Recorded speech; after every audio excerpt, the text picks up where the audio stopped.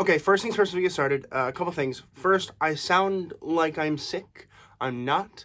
I just did not get much sleep last night because I went to see this movie. So because I work in a movie theater, I get to see a movie early sometimes, and I got to see this one early. So I saw this one last night at midnight, and I got home really late, and so I'm tired. But I'm here. I'm filming this video for you guys, so hopefully you guys are happy with that.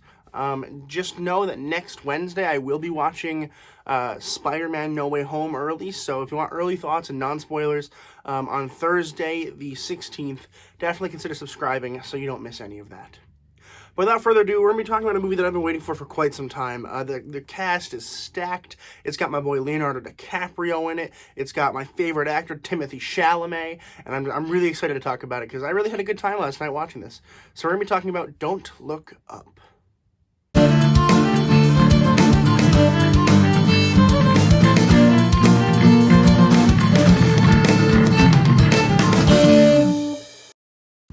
Don't Look Up was released in 2021, and it was written and directed by Mckay. Now, no spoilers, but the general idea is it is about these two astronomers who discover this comet that is hurtling towards space, and it's going to impact the Earth. And so they go to the president and say, like, hey, we're going to die. And she's like, nah, we're fine. And so nobody believes them until it starts actually happening, and they're like, oh, shit, they were right. So there's a lot of layers we have to talk about here. So I want to talk first about the acting because it's going to be like the thing that I think is most interesting. So first, Leonardo DiCaprio. As my followers know, I watched every single Leonardo DiCaprio movie in a row, except for two of them because I couldn't find them. So I'm very well versed in Leonardo DiCaprio stuff. And this one, I gotta say, in terms of performance, was not my favorite.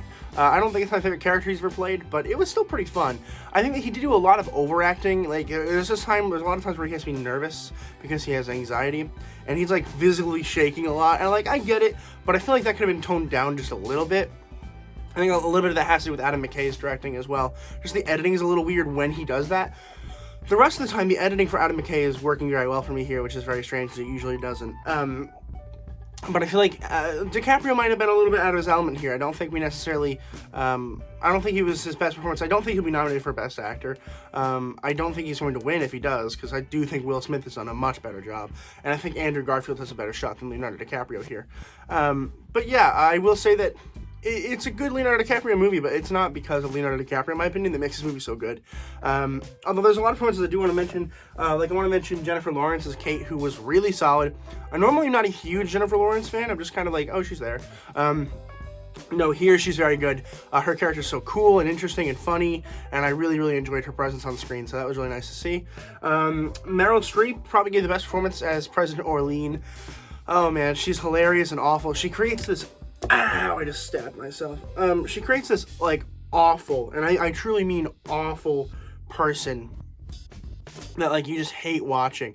Like, she is hilarious, don't get me wrong, but her character is, like, the most awful human being I've ever seen in my life, so it's really fun to just hate her, knowing that she's doing a fantastic job. Like, I think she probably has done the best performance. I'm bleeding. Wow. The show must go on. And I do want to mention, of course, Timothée Chalamet as Yule. He was barely in the film. He really wasn't in a whole lot. But he had this really cool part. Like, his character's really interesting. He is this weird, like, basically drug addict kid, essentially, who, like, has a love interest in the film. And then by the end of the film, you kind of, like, feel for him because he has this really cool, like, dramatic moment at the end that, like, I just really enjoyed. And honestly, I mean, look at his face and tell me you don't find him attractive. I mean, I love me some Timothée Chalamet. You can go back on my shelf, little guy. Attaboy. But yeah, I don't know. I like the performances all a lot. There's a lot more. I mean, there's Ron Perlman, who is really funny. There's a couple people that make just small cameos that are just really, really great. But yeah, the performance is really solid. On to Mckay. I have been known to not be the hugest Mckay fan. I don't really like The Big Short. I think it's a little overrated. I will say that I did love Vice a whole lot, so I was really happy to see that this does kind of have a Vice feel to it. It's a little bit more funny than Vice, a lot more funny than Vice, but it has the same feel, like, in terms of the editing and the cinematography as Vice, so I really appreciated that. But yeah, this is definitely one of my favorite Mckay movies. It's definitely up there, and it is really fun. And I did watch the movie last night with a friend, and my friend did not like it nearly as much as I did, which is fine. But I told him, I was like, I'm going to wake up tomorrow, and I'm going to think this movie's way better than it actually is.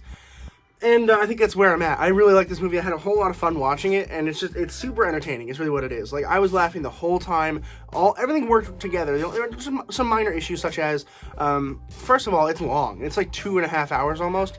And the first hour and a half of this movie, they really flip everything around. Like, they're like, okay, here's Leonardo Dicaprio. You're going to feel bad for him. And then all of a sudden, you don't feel bad for him because he makes this really stupid decision. And then you feel bad for him again, then you don't. And, like, that's one of those things that I don't like. I don't like when you're supposed to feel bad for somebody and then they just flip the tables. It makes you feel like an idiot, and I don't like that. It really is frustrating for me to have to do that, particularly so often in this film. I mean, it's really like every 5-10 minutes, it's like, whoa. But then everything else is held constant, which I appreciate. I appreciate that, like, everything else is definitely held constant. But that definitely was a little crazy. The editing is really funny in this. Like, it works to the advantage really, really well. I think the language is really great. I think that the tone is perfect. It's this weird disaster movie, but it's a comedy. But it's not a comedy disaster film. It's definitely a disaster film first, then comedy. Whereas most comedy disaster films are comedy first, then disaster.